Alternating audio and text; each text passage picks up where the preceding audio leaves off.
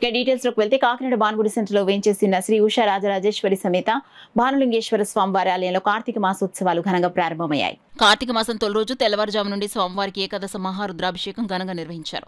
ఈ సందర్భంగా పాలు, పెరుగు, తేనె, ఆవు నెయ్యి, వివిధ రకాల పండ్ల రసాలు, పంచదార, పసుపు, కుంకుమ, గంధం, విభూది, సుగంధ పరిమళ ద్రవ్యాలు, వట్టివేళ్లతో స్వామివారికి ఏకాదశ మహారుద్రాభిషేకం శాస్త్రోక్తంగా జరిపించారు. వేద పండితులు హరిప్రసాద్ శర్మ వేద మంత్రోచ్చరణల నడుమ స్వామివారికి కన్నుల పండుగగా అభిషేకాలు నిర్వహించారు. స్వామివారికి రజక జట జూటం అలంకరించి భక్తులకు దర్శనం ఏర్పాటు చేశారు. కార్తీక మాసం 4 రోజుల పాటు నిర్వహించనున్న ఈ అన్నప్రసాద వితరణ కార్యక్రమాన్ని తొలి రోజు దాత చిక్కాల చౌదరయ్య తాతాజీ పూజా కార్యక్రమం నిర్వహించి అన్నప్రసాద వితరణ ప్రారంభించారు. ఈ సందర్భంగా ఆలయ చైర్మన్ గుమ్మళ్ళ చిన్న మాట్లాడుతూ కార్తీక మాసం 4 రోజుల పాటు అన్నప్రసాద వితరణ జరపనున్నామని, దానికి దాతలు పెద్ద ఎత్తున విరాళాలు అందించాలన్నారు.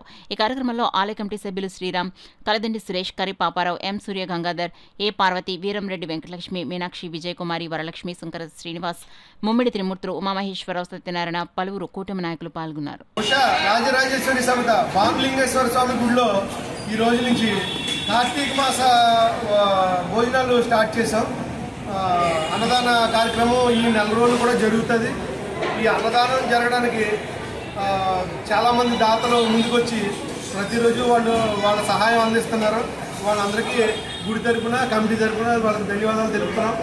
ఇలాగా ప్రతి ఒక్కరు కూడా ఈ 4 రోజులు మా భానుగుడిలో జరుగుతున్న అన్నదాన కార్యక్రమాన్ని ప్రోత్సహించి అన్నదాన కార్యక్రమంలో పాల్గొని వాళ్ళు దేవుడి ఆశీస్సులు తీసుకోవాలని ఈరోజు మరి మొదటి రోజు చిక్కాల తాతాజీ గారు మరి వారు 10,000 మందికి ఆయన భోజనం పెట్టారండి. అలాగే ప్రతిరోజు కూడా 4 రోజులు అన్నదానం జరుగుతుంది ఇక్కడ. ఈ కమిటీకి సహకరించిన అందరికీ కూడా నా తరఫున కృతజ్ఞతలు తెలియజేస్తున్నాను.